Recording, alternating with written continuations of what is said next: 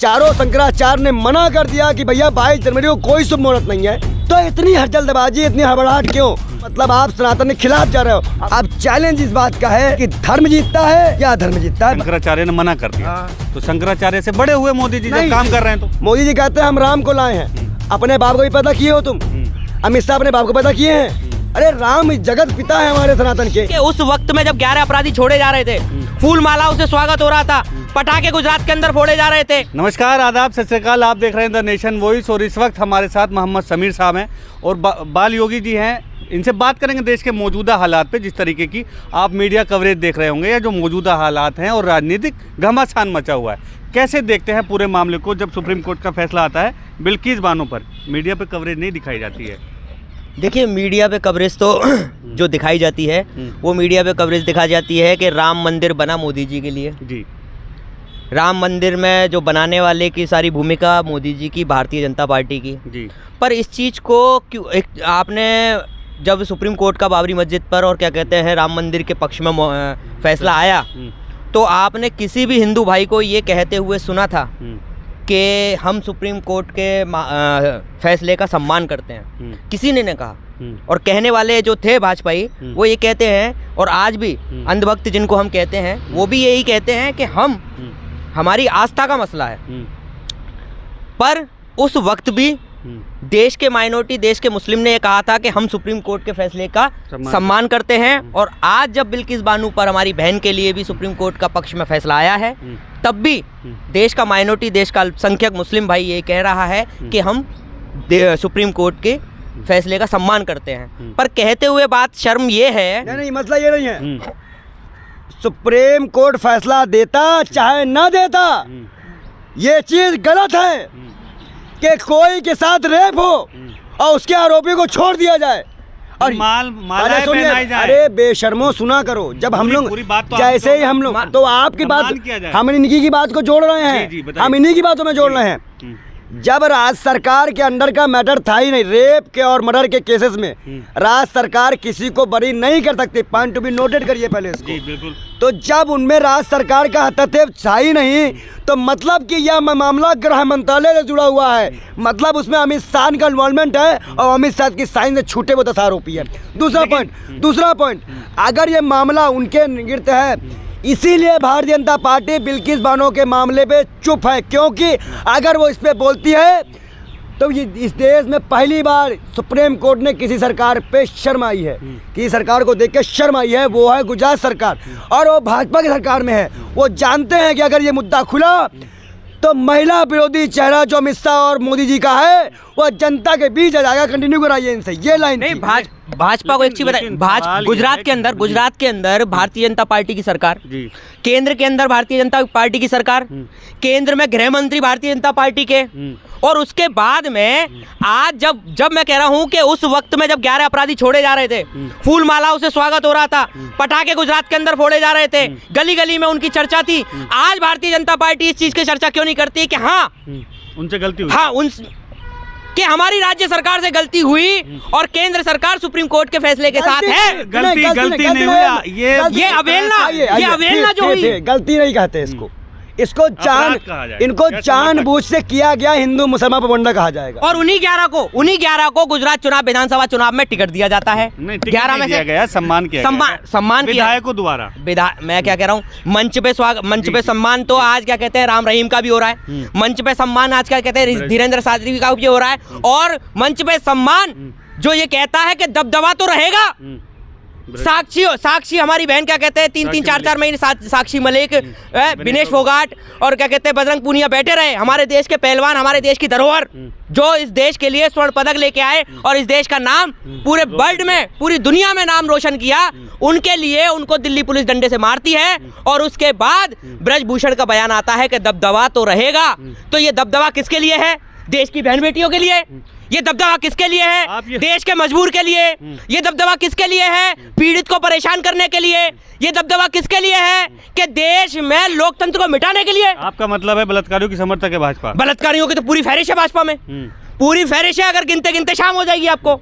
और आप ये बता दो, ऐसी वॉशिंग तो महिला सम्मान की बात कर रहे हैं, तो वही तो है कि वही लाल किले की पीठ से क्या कहते हैं, उसी दिन बड़ी शर्मनाक बात है ना देखिए आपने अपनी भावुक बात छेड़ी हो है, गए थे, रोने लगे नहीं भाव वही तो कह रहा हूँ, बड़ी शर्मनाक बात है कि उसी लाल किले की पीठ से क्या कहते हैं देश के प्रधानमंत्री क्या कहते हैं महिला सम्मान की बात करते हैं, और उसी के कुछ घंटों बाद गुजरात सरकार उन 11 अपराधियों को छोड़ती है। उसी के कुछ दिन, मतलब ये भी नहीं कि दिन का इंतजार कर लिया या महीनों का इंतजार कर लिया, कुछ घंटों बाद उसी 26 जनवरी 15 अगस्त के दिन 11 अपराधियों को छोड़कर और बाबाई लूटती है भारतीय जनता पार्टी और स्वागत किया जाता है उनका। और उसके बाद में आज भारतीय जनता पार्टी एक भी बयान और एक भी स्टेटमेंट अपना जारी नहीं करती है कि हाँ। सवाल नहीं पूछ रहा ना उनसे, जो मेन स्ट्रीम मीडिया आपने देखा, भाई क्यों पूछेगा?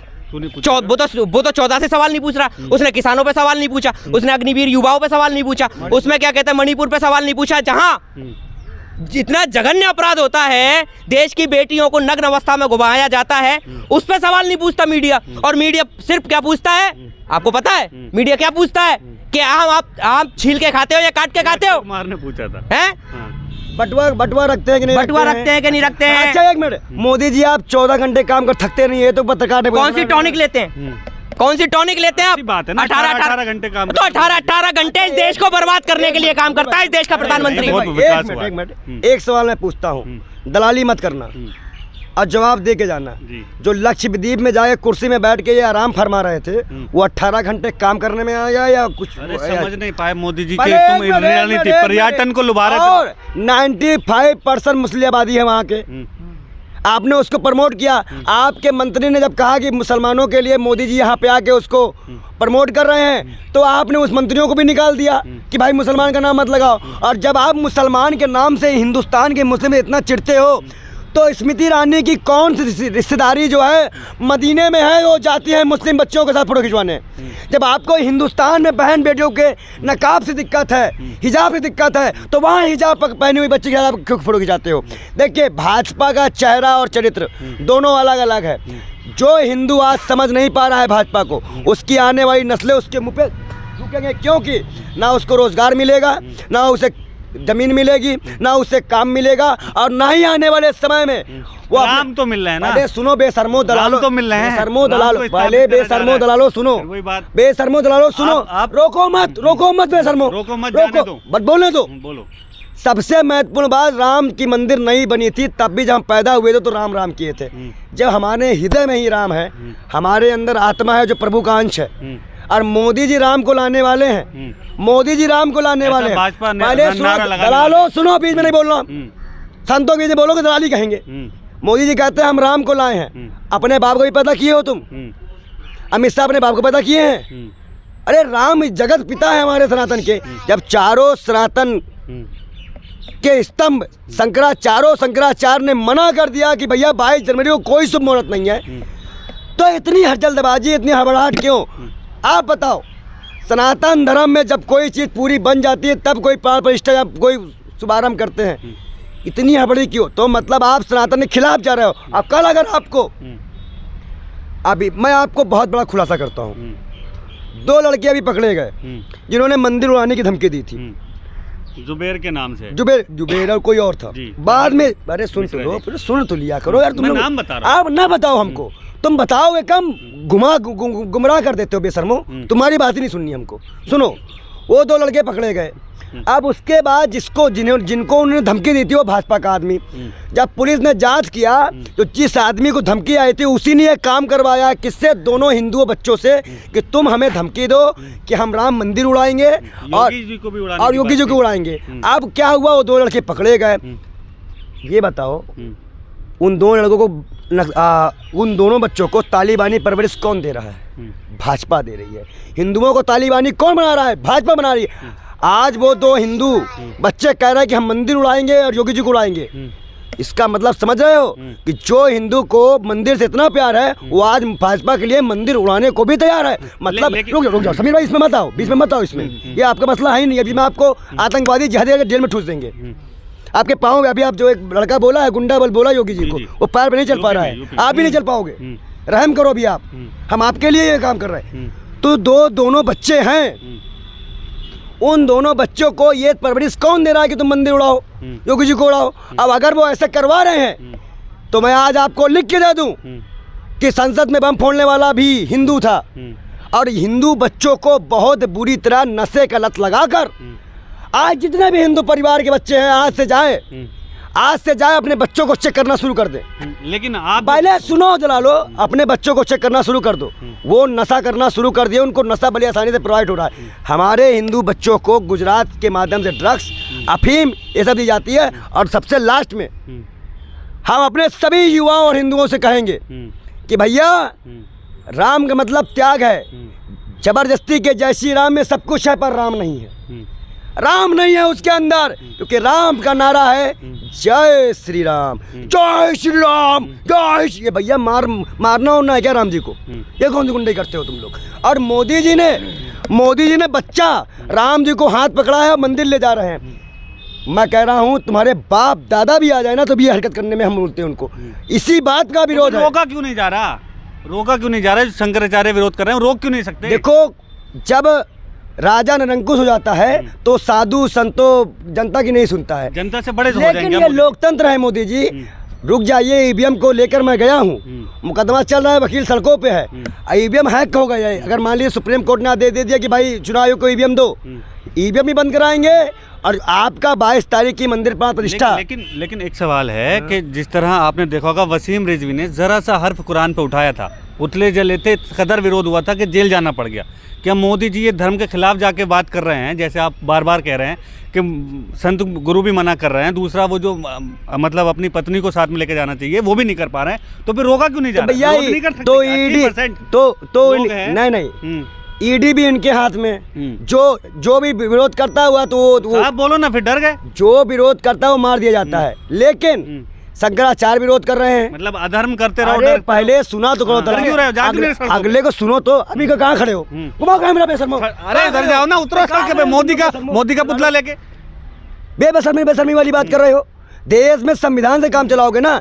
मोदी जी का पुतला, मोदी जी कोई आम इंसान तो है नहीं, प्रधानमंत्री है, उनके पुतला जाने के लिए। अरे दलालो सुन तो लिया, बीच में रोको, हम नहीं देंगे, नहीं देंगे। समीर जी आप बोलिए। अगर आप ये बताओ कि जब हम बोलने लगे तुम्हारे बीच में क्वेश्चन कहाँ से आता है? सवाल का जवाब नहीं दोगे? और क्या कर रहे हैं इतनी देर से बेशर्मो? जी बताइए। और क्या कर रहे हैं यहाँ पे? हम कह रहे हैं मोदी जी का पुतला, मोदी देश के प्रधानमंत्री है या देश संविधान से चलता है, उसके लिए हमें परमिशन लेनी पड़ेगी और हम लोग ले रहे हैं। अभी जो ड्राइवर बैठे थे वो भी तो बैठे थे, अभी ईवीएम में लेके बैठे, तो हर चीज़ की कानूनी प्रक्रिया है। अब तुम हो भाजपा के दलाल पत्रकार, तुम चाहे बोल दो चाहे कुछ कर दो, हमें दलाल कह लो, कुछ भी कह लो, साबित नहीं हो सकता क्योंकि हम अपना निष्पक्ष काम कर रहे हैं। तो निष्पक्ष काम आप कर रहे हो तो निष्पक्ष बात सुनना भी सीखो। बिल्कुल। अगर आप बार बार मोदी जी जब शंकराचार्य मना कर दिए तो तुम वो भगवान है तो वो क्यों नहीं जा रहे हो? सवाल इस पे ये बनता है कि शंकराचार्य ने मना कर दिया, तो शंकराचार्य से बड़े हुए मोदी जी जब काम कर रहे हैं तो अगर वो मोदी जी बड़े अपने आप को मान रहे हैं, लेकिन जो सनातनी है देखो हिंदू दो भागों में बट गया है। पहली बार इस देश में कांग्रेस हो, भाजपा हो, आम आदमी पर कोई पार्टी आई हो,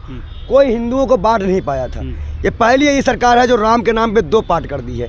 एक हिंदू राम नवमी मना रहा है और एक हिंदू बीजेपी वाला 22 तारीख को मना रहा है। अब चैलेंज इस बात का है कि धर्म जीतता है या अधर्म जीतता है, बस सवाल इसका। लास्ट सवाल यह है कि कांग्रेस ने मना किया है उसमें जाने का, इस पे आप क्या कहेंगे? जब चारों शंकराचार्य ही मना कर दिए हैं और भाजपा कर रही है कांग्रेस हिंदू विरोधी है, राम विरोधी है, तो क्या चारों शंकराचार्य भी राम विरोधी हैं और हिंदू विरोधी हैं? सवाल यही है। जब संतों का सम्मान जहाँ पे नहीं होगा, कांग्रेस को वहाँ नहीं जाना चाहिए और कांग्रेस के इस बयान का हम समर्थन करते हैं। बहुत शुक्रिया हमसे बात करने के लिए। तो हमारे साथ थे बाल योगी विजय शर्मा जी और मोहम्मद समीर जी। आप ऐसी बहुत सारी खबरों के लिए देखते रहिए द नेशन वॉइस। धन्यवाद।